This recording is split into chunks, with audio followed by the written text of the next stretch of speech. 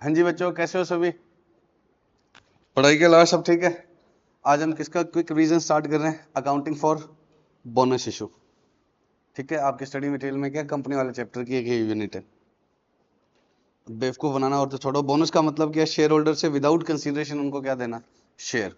तो जब हम शेयर होल्डर को बिना कंसीडरेशन के शेयर देंगे, कंसीडरेशन लेकर करते हैं, तो नेट इंपैक्ट क्या पड़ता है? Bank to capital. तो असेट साइड में बैंक बढ़ जाता है और लाइबिलिटी साइड में कैपिटल या इक्विटी एंड लाइबिलिटीज। एक बार टी फॉर्मेट में बना रहा हूँ कंपनी की बैलेंस शीट समझने के लिए। ठीक। अच्छा, विदाउट कंसीडरेशन दे तो भी कैपिटल तो बढ़ गई क्योंकि शेयर इशू हो गए, तो डेबिट क्या करना पड़ेगा? रिजर्व्स। तो अगर विदाउट कंसीडरेशन हम देते हैं तो क्या होगा? एंट्री क्या बनेगी? Reserves to capital. अब हम करेंगे reserves to bonus to share holder, पहले ड्यू कर देंगे, फिर bonus to share holder to equity share capital. तो नेट एंट्री क्या बच गई? Reserves to capital. अब हमें ये सीखना है कि रिजर्व्स कौन से यूज होते हैं। इसी ऑर्डर में ये यूज करने हैं। सबसे पहले क्या यूज करना है? CRR। उसके बाद क्या यूज करना है? SPR। फिर क्या करना है? Capital reserve. फिर क्या करना है? General reserve. फिर क्या करना है? P&L। सबसे पहले क्या यूज करना है बच्चों? CRR, capital redemption reserve. इसका लाइफ में एक यूज होता है, वो क्या होता है? बोनस। फिर क्या यूज करना है? Securities premium reserve. अगर लिस्टेड कंपनी हो तो ये किस में होना चाहिए? Realise in cash. और अनलिस्टेड हो तो चले कैश में रियलाइज हो या नहीं हो। Securities premium realise in cash होना चाहिए, लिस्टेड हो चाहे अनलिस्टेड हो। अगर रियलाइज इन कैश लिखा हुआ है तो दोनों यूज कर सकते हैं लेकिन अगर नॉट रियलाइज इन कैश है तो सिर्फ अनलिस्टेड कंपनी यूज कर सकती है। लिस्टेड कंपनी में, लिस्टेड कंपनी को बोनस के लिए सिक्योरिटीज प्रीमियम तभी यूज करना है जब वो क्या हो? रियलाइज इन कैश हो। तो रियलाइज इन कैश हो तो लिस्टेड भी कर सकती है, अनलिस्टेड भी। But not realise in cash हो तो सब सिर्फ किस कौन कर सकते हैं? अनलिस्टेड कंपनी कर सकती है। लिस्टेड कंपनीज SPR को बोनस में तभी यूज करेगी जब वो क्या हो? Realise in cash. Realise in cash मतलब सिक्योरिटीज प्रीमियम कोई लैंड, ये एंट्री है land account debit to equity share capital to SPR। तो ये क्या है? लैंड के बदले में शेयर इशू किए वो SPR है, तो ये रियलाइज इन कैश नहीं है, तो इसको लिस्टेड कंपनी यूज नहीं करेगी। तो CRR, SPR, capital reserve, general reserve, P&L। Reserves में सबसे पहले बताओ बच्चों, शाबाश फटाफट से। CRR, इसी ऑर्डर में चलना है। SPR, CR, general reserve, P&L to bonus to share holder, फिर bonus to share holder to equity share capital. पक्का? क्वेश्चन करते हैं हम। ये देखो, सेबी रेगुलेशंस जो सिर्फ किस पर लगते हैं? लिस्टेड कंपनीज पर। तो securities premium realise in cash, जबकि कंपनी लॉ का सेक्शन 52 क्या कहता है? एनी सिक्योरिटीज प्रीमियम यूज हो सकता है। तो अनलिस्टेड कंपनी लिखा हो तो क्या होगा? Securities premium not realise in cash भी यूज हो जाएगा, लेकिन अनलिस्टेड कंपनीज के अलावा अदर कंपनीज के लिए, मतलब लिस्टेड कंपनीज के लिए not realise in cash use नहीं होगा। इलिस्ट्रेशन 1, आपके हर क्वेश्चन में लिखा होता है कलेक्टेड इन कैश, तो फिर हमें चेक ही नहीं करना लिस्टेड है या अनलिस्टेड है, सभी यूज कर सकते हैं। हालांकि इसमें लिखा हुआ है लिस्टेड है, लेकिन क्या है? अनलिस्टेड हो तो भी यूज कर ही सकते हैं। 40,000 equity shares of ₹10 each. CRR, SPR, general reserve, surplus. Surplus किसको बोलते हैं? P&L के बैलेंस। सरप्लस कभी भी लिखा हो तो इसका मतलब ही क्या है? P&L का balance. The company decided to issue equity bonus shares at the rate of 1 for every 4। 4 के लिए एक, तो पहले से कितने शेयर है? 40,000। तो 40,000 डिवाइड बाय 4 इंटू 1, कितना बोनस आएगा? 10,000 शेयर्स। शेयर्स 10,000, अमाउंट कितनी आएगी? 10,000 इंटू 10, 1 लाख। तो पहले तो क्या कर दिया? बोनस टू शेयर होल्डर लिख दिया 1 लाख। अब रिजर्व यूज करो। सबसे पहले CRR कितने का? 55। फिर SPR 30, तो कितना हो गया? 85। अभी भी 15 शॉर्ट पड़ रहा है तो वो जनरल रिजर्व से ले लिया। अब जनरल रिजर्व एक्स्ट्रा बच गया, वो पड़ा रहेगा। हमें चाहिए 1 लाख, तो हम क्या करेंगे? सबसे पहले CRR, फिर SPR, फिर जनरल रिजर्व। अब जनरल रिजर्व 15,000 ही लिया, बाकी पड़ा ही है, तो ये यूज आगे काम आएगा। P&L अभी भी यूज नहीं हुआ, आगे काम आएगा। फिर bonus to share holder to equity share capital. तो reserves to bonus to share holders, bonus to share holders to equity share capital. पक्का? ये वर्किंग नोट बना देना। 4 के लिए एक, 10,000 शेयर्स है और इसको 10 से मल्टीप्लाई किया तो 1 लाख आ।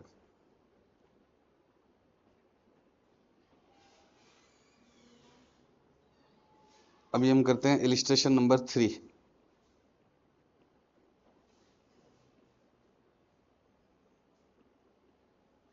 फटाफट सुनो। Following notes pertain to the balance sheet of Solid Limited. किसकी बैलेंस शीट है? सॉलिड लिमिटेड की। 10,000 ऑथराइज्ड है, 1 लाख इक्विटी शेयर्स। अब इस ऑथराइज का कोई काम नहीं है सिवाय नोट्स टू अकाउंट्स के। बोनस वगैरह हमें किस पर देने हैं? 90,000 पर देने। 8,000 प्रेफरेंस शेयर है और 90,000 इक्विटी शेयर है। रिजर्व्स एंड सरप्लस, इसमें बताओ सबसे पहले क्या यूज होगा? एसपीआर, फिर जनरल रिजर्व, फिर पी एंड एल। ये यूज नहीं हो सकता। Revaluation reserve can not be used for bonus share. Secured loan 12% debentures, इसके आगे लिख लो साइलेंट किलर, अभी बताऊंगा थोड़ी देर में। ये साइलेंटली ही मार गया। On 1 April the company has made final call at the rate of 90,000 shares on 2। ये बात ध्यान रखना, अगर फुल्ली पेड शेयर है तो बोनस नहीं देगा, अब पार्टली पेड शेयर है तो बोनस नहीं दिया जाएगा। Only fully paid shares are entitled for bonus. तो अगर पार्टली पेड है और बोनस की बात करें तो पहले फाइनल कॉल मान के क्या करना है, फुल्ली पेड। तो इसमें तो खुद ही कह दिया कि कंपनी ने फाइनल कॉल मंगवाई 90,000 शेयर्स पर, और सारी की सारी आ गई 20 अप्रैल को। मांगी कब?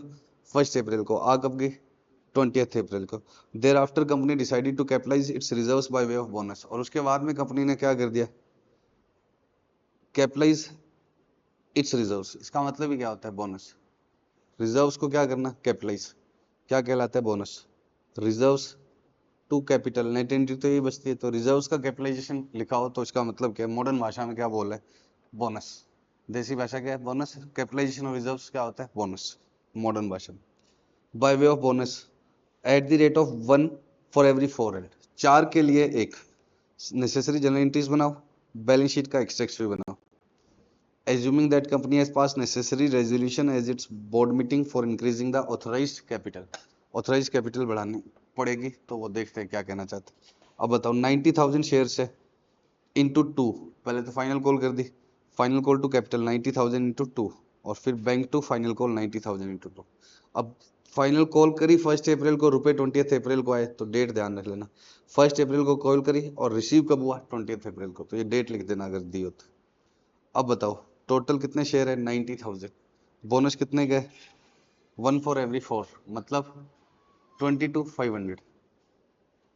तो 90,000 डिवाइड बाय 4 इंटू 1, 22,500 शेयर्स आएंगे, और एक एक शेयर 10 का है तो 2,25,000 अमाउंट आ जाएगी। ये अमाउंट आ गई 225। फटाफट से यूज करो। सबसे पहले सिक्योरिटीज प्रीमियम 20,000, फिर जनरल रिजर्व 160, 180 हो गया। बाकी किससे ले लेंगे? पी एंड एल से। तो 20 160 ये कैसे आ गया? बैलेंसिंग फिगर से। बीएफ मतलब बैलेंसिंग फिगर 45। पक्का? ये बोनस बन गया। और उसके बाद में bonus to share capital. Sure? तो इसमें क्या लर्निंग है जो पिछले क्वेश्चन में नहीं थी, कि आपको पहले फाइनल कॉल करनी पड़ेगी। फाइनल कॉल करने के बाद आप क्या इशू करोगे? बोनस। अब बैलेंस शीट के एक्सट्रैक्ट्स बनाओ। पहले 90,000 शेयर्स थे और 22,500 क्या हो गया? बोनस। तो हमारी तो ऑथराइज से भी ज्यादा हो गई है कैपिटल, इसलिए क्वेश्चन में लिखा था कि पहले 90 थे, 22.5 और इशू कर दिए, तो ऑथराइज कैपिटल कितनी होगी? 112,500। इशूड कैपिटल कितनी होगी? 90 प्लस 22.5, तो 112,500। तो ये कह रहे हैं आप उसकी टेंशन मत लेना, कंपनी ने रेजोल्यूशन पास कर लिया है। पक्का? तो आप ऑथराइज को अपने हिसाब से क्या मान लेना? इंक्रीज्ड। तो ऑथराइज प्रेफरेंस वाली उतनी लिख दी, ये हमने इंक्रीज करके कर दी, क्योंकि हमारी इशूड जितनी होगी उतनी अब क्या मान लेंगे? ऑथराइज। ऑथराइज 1 लाख लिख दोगे, इशूड 112,500 लिखोगे, ऐसा थोड़ी होगा। तो ऑथराइज अगर इशूड 112,500 होगी तो ऑथराइज भी सुटेबली क्या कर देना? इंक्रीज। छोड़ो 8,000 112,500 80,000 और 11,25,000। शेयर्स कितने? ये कैसे आया? पहले 90,000 इंटू 8 था, उस पर 2 मंगवा लिए थे तो 90,000 इंटू 10 हो गया, फिर 22,500 का बोनस हो गया, तो कितना हो गया? 112,500। समझ गए क्या?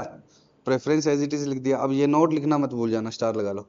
जब भी इशूड कैपिटल बोनस इशू होगा तो इशूड कैपिटल में अगर बैलेंस शीट एक्सट्रैक्ट मांगता है तो कितने शेयर बोनस में लिए हैं वो आपको अलग से बताना पड़ेगा। Out of about 22,500 shares have been issued by way of bonus, ये आपको क्या बताना ही पड़ेगा अलग से। इस पर स्टार लगा लो। जितने भी शेयर नॉन कैश कंसीडरेशन में इशू होते हैं वो हमेशा क्या बताने पड़ते हैं? अलग से। अब रिजर्व्स बताओ। रिवेल रिजर्व्स एज इट इज आ गया, क्वेश्चन में दिया हुआ था। सिक्योरिटीज प्रीमियम नील हो गया क्योंकि आपने सारा यूज कर लिया, ये सारा यूज कर लिया, ये एज इट इज आ गया। जनरल रिजर्व भी क्या हो गया? सारा यूज। पी एंड एल कुछ यूज हो गया, तो सारा यूज हो गया तो नील हो गया। तो इसका मतलब आप ऐसे नहीं है कि लिखोगे नहीं, आप क्या लिखोगे? पहले कितना था लेस यूटिलाइजेशन ऑफ बोनस, फिर नील लिखोगे। ऐसे जनरल रिजर्व जितना पहले कितना था लेस यूटिलाइजेशन फॉर बोनस, फिर ये लिखोगे। ठीक है? P and L less utilisation for bonus, तो ये आउटर में आ जाएगा। तो ये नील हो गए तो भी प्रेजेंट करके आने हैं। ठीक है? याद रहेगी बात। तो ये नील हो गए तो भी आपको क्या करके आने? प्रेजेंट करके आने। अब इसका साइलेंट किलर क्यों बोला था मैंने, इसका कोई रूल ही नहीं है, रोल ही नहीं है बोनस में, लेकिन हमसे क्या पूछी हुई है, बैलेंस शीट। तो ये अब किस में आएगा, नॉन करंट लायबिलिटीज में, लॉन्ग टर्म बोरिंग्स में। बैलेंस शीट में सबसे पहले क्या लिखोगे, एक्सट्रैक्ट। एक्सट्रैक्ट क्यों लिखोगे, सबसे पहले क्या लिखोगे, एक्सट्रैक्ट्स। क्यों, क्योंकि हमें असेट साइड की तो कोई डिटेल नहीं दे रही, हम तो रेलेवेंट पार्ट बना रहे हैं। एक्सट्रैक्ट का मतलब क्या होता है, रेलेवेंट पार्ट।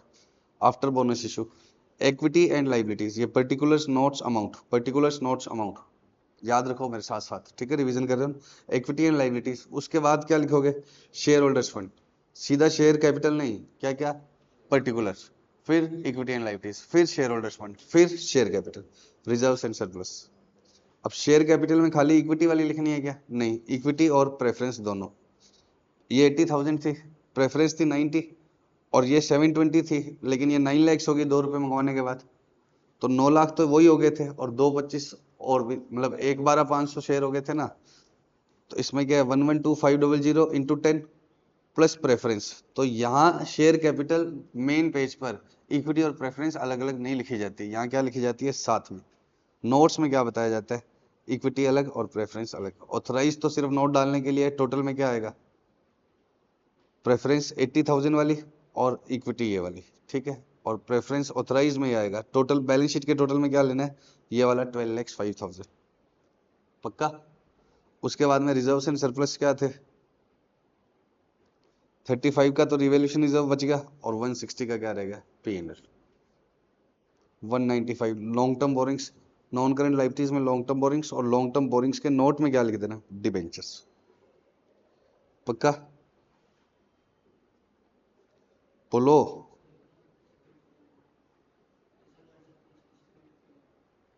पहले कितने का था, 20,000, और वो सारा का सारा क्या हो गया, डेबिट हो गया, तो खत्म हो गया। तो सिक्योरिटीज प्रीमियम क्या हो गया, जीरो हो गया। 20,000 था, और सारा का सारा क्या हो गया, यूज फॉर वर्क। अब इलिस्ट्रेशन 4 डिटो इसके जैसे आप कर लीजिएगा।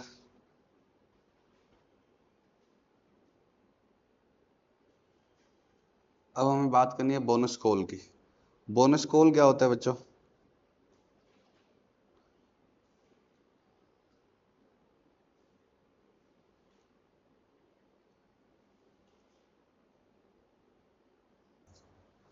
बोनस कॉल क्या होता है, मेरे पास मान लो 1,000 शेयर है 10 रुपए के, कंपनी के इशूड है, 8 रुपए उस पर पेड अप है। Company announce bonus by way of making partly paid share as fully paid. Bonus call का मतलब क्या है, मैं तुम्हें नए शेयर नहीं दूंगा। बोनस शेयर तो क्या होता है कि मैं तुम्हें नए शेयर दे रहा हूँ, तुम मेरे एग्जिस्टिंग शेयर होल्डर हो, मैं तुम्हें क्या दे रहा हूँ, नए शेयर। बोनस कॉल क्या होता है, बोलो। पार्टली पेड शेयर्स को बोल दिया कि तुम अब बचे हुए जो 2 रुपए भेजने वाले हो ना, जैसे 10 मांग सकते हैं और 8 ही मांगे हुए हैं, तो 2 रुपए जो भेजने वाले हो वो आप मत भेजना, तुम हमें 2 रुपए भेजना मत, हम तुम्हें क्या दे रहे हैं, बोनस। तो पार्टली पेड शेयर को फुल्ली पेड बना देना बिना पैसे मंगवाए is known as bonus call. अब बोनस कॉल को क्या माना जाता है कंपनी लोगों की नजरों में, कि हमने एक तरह से डिविडेंड दे दिया। कैसे दे दिया, जो तुम हमें देने वाले थे वो हमने माफ कर दिया। तो एक तरह से मैंने तुम्हें रुपए दे ही दिए, भाई आज तुमने मेरे को फीस देनी है, मान लो तुम्हारी फीस बाकी है 5,000, अब मैं वो माफ कर दूं। इसको कैसे इंटरप्रेट किया जाता है कि तुमने मेरे 5,000 दे दिए, मैंने तुम्हें वापस 5,000 दे दिए। तो बोनस कॉल को क्या मानता है लोग, डिविडेंड की तरह से। और डिविडेंड के लिए फिर सिर्फ क्या यूज होता है, फ्री रिजर्व। तो बोनस कॉल कभी भी करनी हो तो एंट्रीज क्या रहेगी, बताओ। नेट एंट्री क्या होती है, अगर शेयर होल्डर फाइनल कॉल भेज दे तो बैंक टू कैपिटल। अब आप दो पार्ट में करो भले, फाइनल कॉल टू कैपिटल और बैंक टू फाइनल कॉल करो भले ही दो पार्ट में, लेकिन नेट एंट्री बचती क्या है, बैंक टू कैपिटल। तो इसकी एंट्री क्या बचनी चाहिए, बैंक टू कैपिटल। बस फ्री में है तो क्या एंट्री बचनी चाहिए, रिजर्व्स टू कैपिटल। तो नेट एंट्री तो वही रहेगी, बट आपको 3 पार्ट में करनी पड़ेगी। आप एंट्री क्या करते हो, फाइनल कॉल टू कैपिटल, फिर बैंक टू फाइनल कॉल। अब बैंक की जगह क्या लिखना पड़ेगा तुम्हें, बोनस। और फिर ये बोनस भी खत्म करना पड़ेगा, और किससे लेना पड़ेगा, रिजर्व्स, ताकि नेट एंट्री क्या बच जाए। इसकी नेट एंट्री क्या बचेगी, देखो, बोनस से बोनस गया, फाइनल कॉल से फाइनल कॉल गया, तो बचा क्या है तुम्हारे पास, रिजर्व्स टू कैपिटल। रिजर्व्स क्या हो जाएंगे, लाइबिलिटी साइड में से कम, और कैपिटल क्या हो जाएगी ज्यादा। लेकिन आप फाइनल कॉल की तरह से करना, पहली एंट्री क्या करते हो आप, फाइनल कॉल मंगवाते हो तो क्या करते हो, फाइनल कॉल टू कैपिटल, फिर क्या करते हो, बैंक टू फाइनल कॉल। बस बैंक की बजाय क्या लिखना है तुम्हें, बोनस टू शेयर होल्डर, और फिर बोनस टू शेयर होल्डर को किससे खत्म करना है, रिजर्व्स एंड सरप्लस। बच्चों इसने नालायक ने वीडियो रोक दी थी, मुझे नहीं पता क्या बात कर रहे थे। अब सुनो, first call to capital, final call की एंट्री हम क्या करते हैं, फर्स्ट कॉल टू कैपिटल, और फिर बैंक टू फर्स्ट कॉल या फाइनल कॉल जो भी है, मतलब final call to capital, bank to final call. अब इसकी जगह क्या लिखोगे, बोनस, और इसकी व्यवस्था कहां से करोगे, जनरल रिजर्व या P&L, जनरल रिजर्व या P&L। तो general reserve P&L to bonus to share holder, फिर कॉल टू कैपिटल, फिर bonus to call.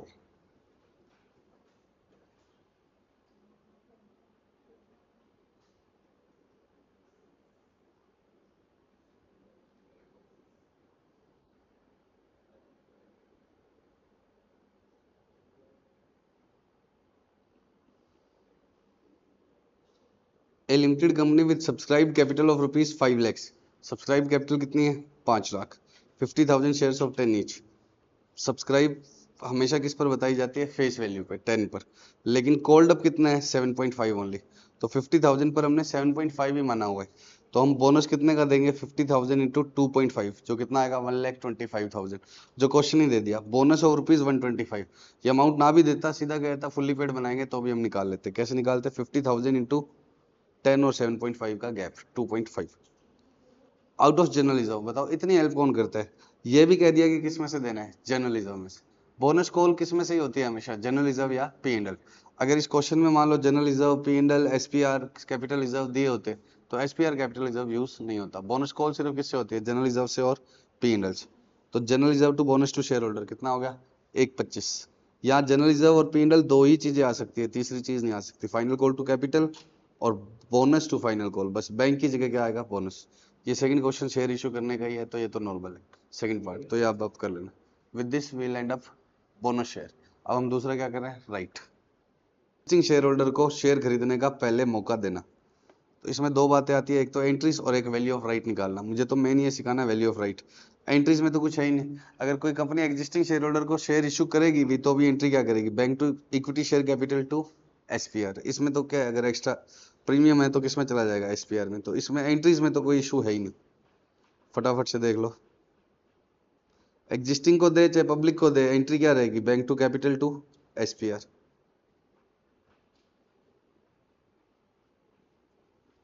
A company having 70,000 shares of ₹10 each, ठीक है, और राइट कैसे कर रही है, 10 for 1, 10 पर एक। इशू कितने पर कर रही है, 10 रुपए पर, भले ही मार्केट प्राइस 25 हो। अब मुझे मार्केट प्राइस से क्या लेना, मैं इशू कितने पर कर रहा हूँ, 10 पर, और 10 पर एक शेयर राइट दे रहा हूँ। मतलब अगर कोई एग्जिस्टिंग शेयर होल्डर जिसके पास 10 शेयर है तो मैं उसको क्या बोलता हूँ कि तुम नया एक शेयर खरीद सकते हो। राइट का मतलब एग्जिस्टिंग शेयर होल्डर को पहले खरीदने का मौका देना, पब्लिक के पास जाने से पहले। तो 10 पर एक दे रहा हूँ तो कितने शेयर इशू होंगे, 7,000। अब market price is all together irrelevant, entry करने के लिए मुझे किससे मतलब है, इशू प्राइस। तो मैं 10 रुपए पर इशू कर रहा हूँ और 10 रुपए का शेयर है तो प्रीमियम आएगा ही नहीं। Bank to equity share capital 10,000 into 7,000 into 10। Second case 1 lakh share है, 10 पर एक दे रहा हूँ, इशू प्राइस कर रखा है मैंने 31, जबकि मार्केट प्राइस कितने का है, 46। हम हमेशा राइट इशू मार्केट प्राइस से क्या करते हैं, कम पे, क्यों, ताकि एग्जिस्टिंग शेयर होल्डर खरीदे, नहीं तो वो कहेंगे बाजार में मिल रहा है इतने का, तो हमारा राइट इशू क्या हो जाएगा, फ्लॉप। तो मार्केट प्राइस से कोई मतलब नहीं होगा एंट्री करते वक्त, किससे मतलब होगा, 31 से। तो 10 for 1 दे रहे हैं और 1 लाख है, तो 1 लाख डिवाइड बाई 10 इंटू 1, कितने शेयर देने हैं, 10,000, रुपए कितने आएंगे, 31। तो 10,000 इंटू 31, 10,000 इंटू 10 किस में आ जाएगा, कैपिटल में, और 10,000 इंटू 21 किस में आ जाएगा, प्रीमियम में। 21 कैसे आया, 31 माइनस 10, पक्का। तो राइट की एंट्रीज तो यही थी। अब वैल्यू ऑफ राइट निकालनी होती है हमें, क्या निकालनी होती है, वैल्यू ऑफ राइट। वो कैसे निकालते हैं, सबसे पहले हमारा काम क्या है, एक्स राइट प्राइस शेयर की वैल्यू, ऐसे नहीं, फैक्ट्स लेकर ही बात करते हैं। A company offers new shares of ₹100 each, एक कंपनी 100 रुपए का एक शेयर कितने पर दे रही है, 25% प्रीमियम पर। मतलब कंपनी शेयर होल्डर को क्या बोल रही है कि आप 125 पर मेरा शेयर खरीद लो। 144 बेसिस, 144 बेसिस का मतलब जिनके पास 4 शेयर है वो एग्जिस्टिंग शेयर होल्डर एक शेयर 125 पर परचेज कर सकता है। कम राइट मार्केट प्राइस कितना है 150। अभी कंपनी का शेयर का प्राइस चल रहा है 150, but company existing share holder को सस्ता ही देती है, तो कितने पर इशू करिए 125। Calculate the value of right, what should be the x right market price of right. सबसे पहले मुझे एक्स राइट प्राइस निकालना है। अगर किसी कंपनी में मान लो पहले से 4 ही शेयर हो, कितने शेयर हो 4, और कितने का प्राइस चल रहा हो एक शेयर का 150, तो उस कंपनी की टोटल वैल्यू क्या होगी 4 इंटू 150। उस कंपनी की टोटल वैल्यू क्या होगी भाई, आज समर्थ में कितने शेयर है 4, और एक एक शेयर बाजार में कितने का चल रहा है 150 का, तो समर्थ कॉमर्स क्लासेस की टोटल वैल्यू क्या है 4 इंटू 150। आज रिलायंस में 1 लाख शेयर है और एक एक शेयर बाजार में 50 रुपए का चल रहा है, तो रिलायंस टोटल खरीदने में कितना रुपया लगेगा 50 लाख। 1 लाख शेयर खरीदने, एक एक शेयर 50 के। तो अगर मान लो 4 ही शेयर है और एक एक शेयर 150 का है, तो उस कंपनी की अभी की टोटल वैल्यू ये है। अब जैसी कंपनी राइट इशू कर देगी तो कंपनी के पास क्या आ जाएगा और एसेट्स आ जाएंगी। अभी इस कंपनी की नेट एसेट की वैल्यू ये है, जैसी कंपनी राइट इशू करेगी तो कंपनी के पास 125 रुपए और आ जाएंगे, तो प्लस हो जाएगा 125, 1 इंटू 125। तो पहले कंपनी के पास ये है, राइट के बाद ये हो जाएगा टोटल, और अब बांटने वाले अब कितने हो जाएंगे 5। पहले 4 शेयर थे, एक शेयर और इशू कर दिया 125 पे, तो अब बांटने वाले कितने हो जाएंगे 5। तो कंपनी के शेयर का प्राइस क्या हो जाएगा 145।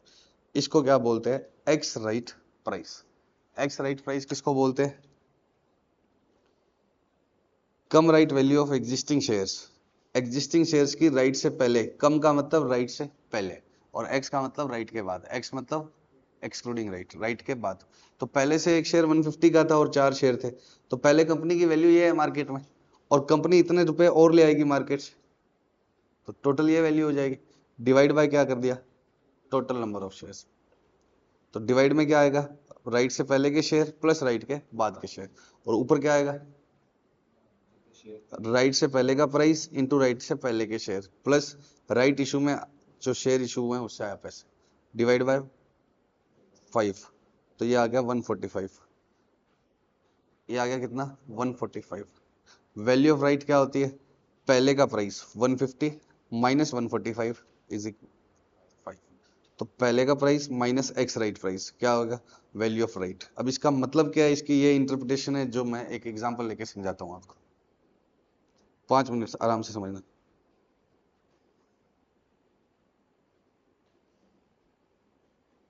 पहले ये समझना, आराम से समझना, 5 मिनट लगेंगे बस।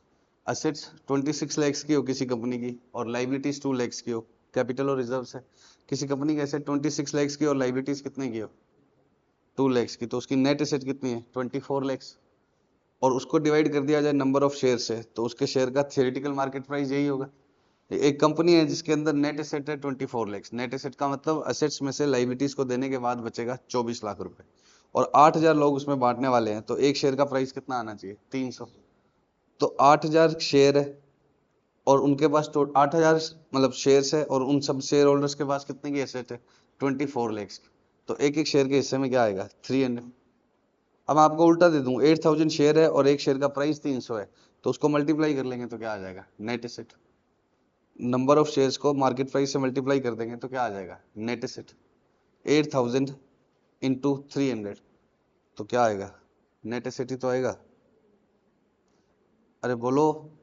तो एक कंपनी है जिसके पास कितने शेयर हो 10,000, जिनका मार्केट प्राइस कितना चल रहा हो 50, और कंपनी 4 के लिए एक क्या देगी राइट, 4 के लिए एक राइट देगी, और राइट प्राइस क्या रखेगी 40। तो राइट के बाद कंपनी के शेयर का प्राइस क्या हो जाएगा, पहले नेट एसेट कितनी है कंपनी के पास 10,000 इंटू 50, राइट से पहले शेयर कितने हैं 10,000, और मार्केट प्राइस कितना है 50, तो उस कंपनी की नेट एसेट पहले से इतनी है।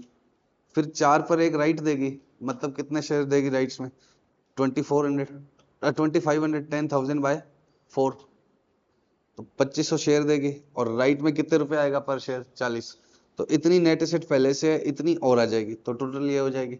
लेकिन बांटने वाले कितने होंगे 12,500, पहले 10,000 थे 2500 शेयर और इशू हो गए, तो 10,000 प्लस 2500 12,500, तो इसी को हम क्या बोलते हैं एक्स राइट प्राइस।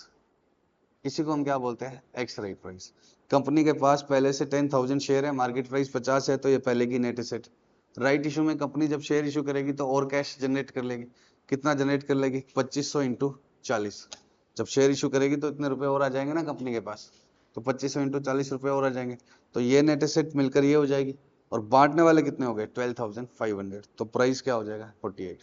इसको बोलते हैं एक्स राइट प्राइस। अब आप इसको भूल जाओ ना तब भी ये निकल सकता है। पहले मान लिया करो 4 ही है, पहले कितने हैं 4, तो 4 इंटू 50, 4 पर 1 है तो 1 इंटू 40 और डिवाइड बाय 5, तब भी क्या आएगा, 48 ही आएगा। तो अगर ये आपको 10,000 ना दे, जैसा उस क्वेश्चन में नहीं था हमारे पास, पहले कितनी है 4 इंटू 50, नया कितना आ रहा है 4 पर 1 है तो 4 पर तो 1 ही आएगा, 1 इंटू 40 डिवाइड बाय 5। तो आपको ये 10,000 नहीं दिया होगा, ये तो समझाने के लिए बोला मैंने। एक कंपनी है जिसमें पहले से 5,000 शेयर हो, पहले से कितने हैं 5,000, और शेयर का प्राइस कितना है 100, राइट में कितना है, राइट प्राइस कितना रखा हुआ है 80, तो पहले कितना है 5,000 इंटू 100, फिर राइट में कितना होगा, 4 पर 1 राइट है तो कितना हो गया 5,000 बाई 4, 1250 इंटू 80, ये नेट सेट हो जाएगी बाद में। पहले इतनी है, राइट से इतने पैसे और आ जाएंगे कंपनी के पास, डिवाइड में 6250। अब मैं 5,000 गायब कर दूं तो आप कैसे निकाल सकते हो, पहले 4 into 100 plus 1 into 82 divide by 4 plus 1 5। तो आपको पेपर में ऐसे ही करना है क्योंकि आपको ये दिया ही नहीं होगा, तो वो जस्टिफिकेशन समझ आ, मैं तो जस्टिफाई कर रहा हूँ। एग्जिस्टिंग शेयर ना भी दूं तो भी ऐसे आ जाएगा, पक्का। अभी हमने एक एग्जांपल लिया था, 4 शेयर है पहले से 100 के, और 4 पर 1 शेयर दिया जा रहा है और 80 है, तो 4 इंटू 100, 4 पर 1 है तो 80, समझ गए, पहले से इतनी वर्थ है, 80 और आ जाएंगे, बांटने वाले 5, 96। तो अब मेरे पास पहले से कितने शेयर है 4। अब कंपनी मुझे क्या बोल रही है कि आप हमारे एग्जिस्टिंग होल्डर हो, आप एक शेयर कितने पर ले लो, 80 पर। और जैसे ही कंपनी ये इशू कर देगी तो कंपनी के शेयर का प्राइस थोड़ा सा डाउन होकर कितना हो जाएगा 96। क्यों हो जाएगा, क्योंकि कंपनी की पहले से वर्थ कितने की है 100 रुपए पर शेयर। अब सब 4, ये नया शेयर भी कितने पर इशू हो, 100 पर ही होना, तो प्राइस डाउन नहीं होगा। बट ये तो 100 से सस्ता हो रहा है, पहले 100 चल रहा है, अब नए शेयर भी 100 पर इशू होते तो ये 100, 1 इंटू 100 आ जाता, तो ये टोटल कितना हो जाता 500 डिवाइड बाई 5, तो डाउन नहीं होता। लेकिन आपने तो सस्ते पे इशू किया है तो प्राइस क्या होगा, डाउन। तो एग्जिस्टिंग शेयर होल्डर जानता है कि अगर मैंने नहीं खरीदा तो भी मेरा शेयर का प्राइस तो टूटेगा। तो हमने इस एग्जांपल में किसको एग्जिस्टिंग शेयर होल्डर माना था, प्राची को। तो प्राची के पास पहले से कितने शेयर थे, 4 इंटू 100, कितने थे 400 की उसकी वैल्यू थी। आफ्टर राइट उसके शेयर का प्राइस कितना हो जाएगा 96, तो 386, 4 इंटू 96, 384 आएगा, तो ये प्राइस कितना डाउन हो गया 16 रुपए। तो प्राची को कितने रुपए का नुकसान होगा ही होगा, 16 रुपए का। समझ रहे हो क्या, प्राची को कितने रुपए का लॉस होगा, जो भी शेयर होल्डर है उसका प्राइस टूटेगा तो उसको उतने रुपए का क्या होगा, लॉस होगा ही होगा। इस एग्जांपल पे आओ, एक शेयर होल्डर है, उसके पास पहले से कितने शेयर है 4, उसके पास पहले से कितने शेयर है 4, और प्राइस पहले 150 है और आगे कितना हो जाएगा 145, तो 150 का शेयर उसका 145 का हो जाएगा, और 4 शेयर है तो उसको कितने रुपए का लॉस होगा ही होगा, 20 रुपए का। तो अब 4 शेयर पर 20 रुपए का लॉस होता है तो पर शेयर लॉस कितना आएगा, 5 रुपए। उसी को हम क्या बोलते हैं, वैल्यू ऑफ राइट। या तो ऐसे देख लो कि पहले से एक शेयर कितने का है 150 का, और बाद में कितने का हो जाएगा 145 का, तो इन दोनों का गैप क्या है, वैल्यू ऑफ राइट 5 रुपए, पक्का। इसका मतलब क्या है, वैल्यू ऑफ राइट। तो आपको ये एक्स राइट प्राइस निकालना है और कम राइट प्राइस में से माइनस कर देंगे। अब इसका मतलब क्या है, देखो ये ऑप्शन मेरे पास है या तुम्हारे पास है, अगर एग्जिस्टिंग शेयर होल्डर मैं हूं तो ये ऑप्शन मेरे पास है या तुम्हारे पास है, मेरे पास है। मेरे पास 4 शेयर होंगे तब मैं तुम्हें एक शेयर दिला पाऊंगा। अगर मान लो मैं ये ऑप्शन खुद ना लूं और मैं किसी और को बेच दूं, तो मैं कितने रुपए की व्यवस्था कर सकता हूं, कितने रुपए मैं सामने वाले से मांग सकता हूं, समझना ध्यान से।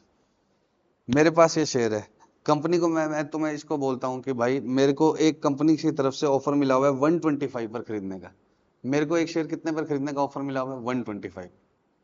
तुम्हारे पास एग्जिस्टिंग शेयर है नहीं, तो तुम्हें तो बाजार से खरीदना पड़ेगा, और प्राइस गिर गिरा के भी कितना हो जाएगा 145 हो जाएगा। प्राइस गिर के भी कितना हो जाएगा 145 हो जाएगा।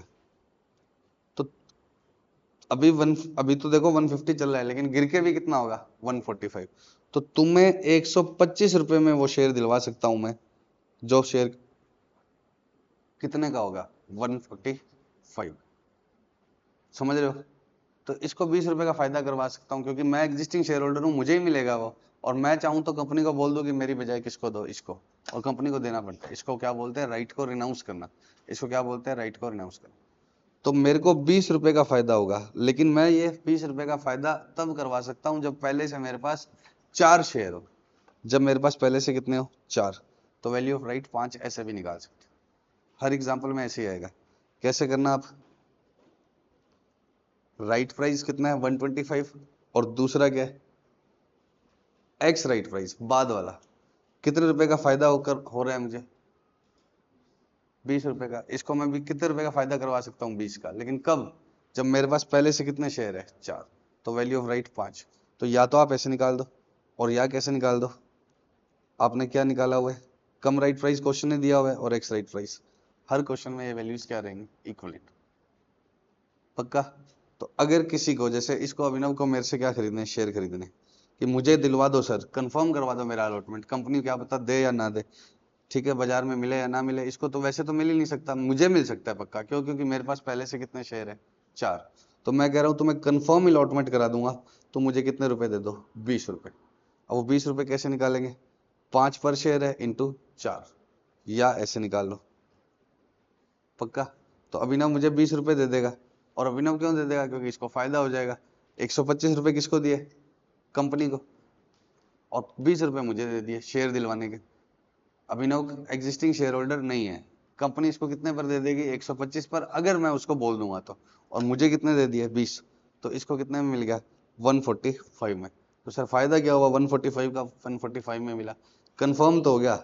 नहीं तो क्या है, श्योरिटी नहीं है, इसको मिल ही नहीं रहा है शेयर बाजार से, एग्जिस्टिंग शेयर होल्डर बेच नहीं रहे हैं, और कंपनी इसको दे नहीं रही है। कंपनी तो किसको देगी, एग्जिस्टिंग शेयर होल्डर। तो इसको अलॉटमेंट कंफर्म हो गया, ये पक्का मिल जाएगा।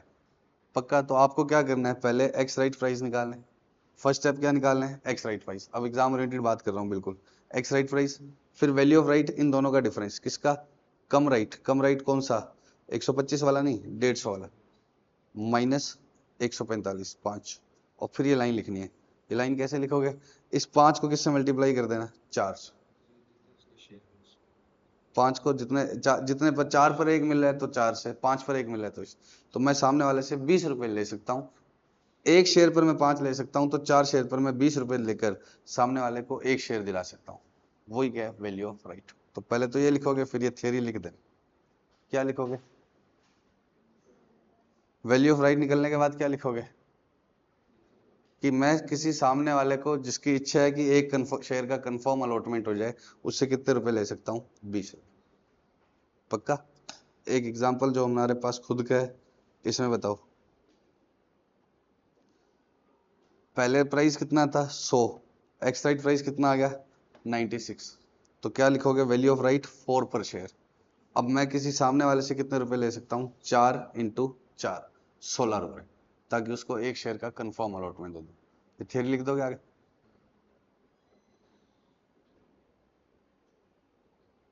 इस एग्जांपल पर आओ। पहले प्राइस कितना था 450, अब कितना हो गया 48। तो वैल्यू पर शेयर कितनी है 2 रुपए। फिर क्या बोलोगे, मैं सामने वाले से 8 रुपए ले सकता हूँ, उसको कंफर्म अलॉटमेंट 2 इंटू 4। पक्का? तो इसमें इतना ही है। Bye bye, love you so much.